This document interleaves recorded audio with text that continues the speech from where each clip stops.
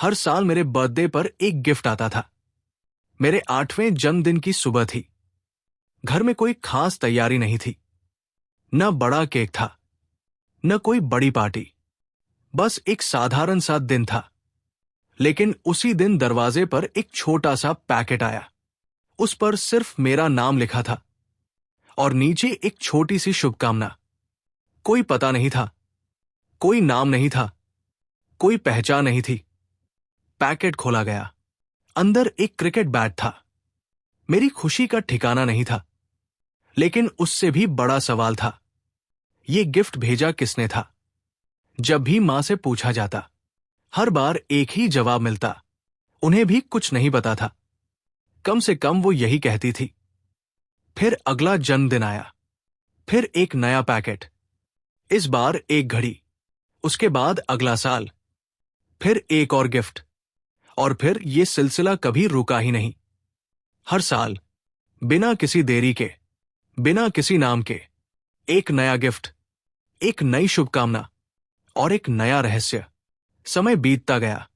मैं बड़ा होता गया। लेकिन वो गिफ्ट भी मेरे साथ साथ बड़े होते गए। बचपन में खिलौने आए। स्कूल में किताबें आई। कॉलेज में प्रेरणादायक डायरी आई। नौकरी लगने पर एक महंगा पेन आया।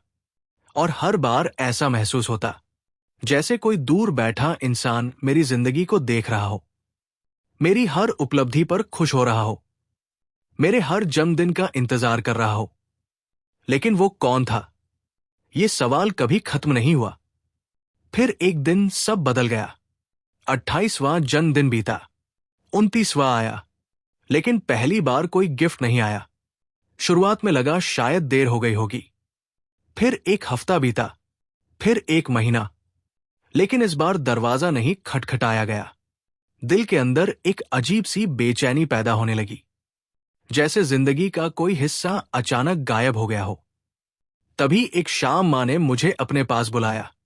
उनके चेहरे पर एक अजीब सी गंभीरता थी। आंखों में वर्षों से दबा हुआ एक सच था। उन्होंने अलमारी से एक पुराना डिब्बा निकाला, धूल से ढका हुआ, सालों से बंद। उसके अंदर पुरानी तस्वीरें थी, कुछ खत थे और बहुत सारी यादें थी। उसी डिब्बे में एक तस्वीर भी थी, एक ऐसी तस्वीर जिसने मेरी पूरी दुनिया बदल दी। उस तस्वीर में एक आदमी था। वो मुझे अपनी गोद में लिए मुस्कुरा रहा था। उसे देखते ही दिल की धड़कनें तेज हो गई, क्योंकि वो चेहरा मेरे लिए पूरी तरह अनजान था। फिर धीरे धीरे एक ऐसा सच सामने आया जिसने वर्षों पुराने हर सवाल का जवाब दे दिया। जिस इंसान को मैं जन्म से पहले खो चुका समझता था, वो कभी पूरी तरह गया ही नहीं था। वो मेरे पिता थे, एक सैनिक जो एक बेहद खतरनाक मिशन पर जाने वाले थे। उन्हें अंदाजा था शायद वो लौटकर ना आ पाए। इसलिए उन्होंने एक अनोखा फैसला लिया। उन्होंने अपने बेटे के आने वाले कई जन्मदिन पहले ही तैयार कर दिए। हर साल के लिए एक गिफ्ट, हर साल के लिए एक संदेश, हर साल के लिए एक एहसास। फिर ये जिम्मेदारी अपने सबसे करीबी दोस्त को सौंप दी। और उसके बाद वो मिशन पर चले गए, जहां से वो कभी वापस नहीं लौटे। लेकिन उनका वादा लौटता रहा। हर साल एक गिफ्ट बनकर, एक शुभकामना बनकर, एक अनदेखे प्यार बनकर। करीब 20 साल तक उनका दोस्त ये जिम्मेदारी निभाता रहा, बिना अपना नाम बताए, बिना कोई पहचान छोड़े। लेकिन समय किसी को नहीं छोड़ता। एक दिन वो भी इस दुनिया से चला गया और उसी के साथ वो गिफ्ट भी रुक गए। उस दिन मां ने मुझे आखिरी खत दिया। वो खत जो मेरे 30वें जन्मदिन के लिए लिखा गया था। कागज पुराना था, लेकिन उस पर लिखी मोहब्बत बिल्कुल नई थी। हर शब्द में एक पिता का प्यार था। हर पंक्ति में एक अधूरी ख्वाहिश थी, अपने बेटे को बड़ा होते देखने की ख्वाहिश, उसकी सफलताएं देखने की ख्वाहिश, उसे गले लगाने की ख्वाहिश। खत खत्म हुआ, लेकिन उसके बाद भी मैं काफी देर तक उसे देखता रहा।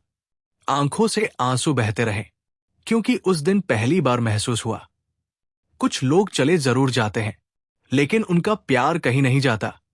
वो समय के पार चला जाता है, यादों में बस जाता है और जिंदगी भर हमारे साथ रहता है।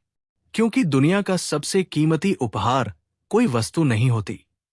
सबसे कीमती उपहार होता है किसी का निस्वार्थ प्यार, जो मौत से भी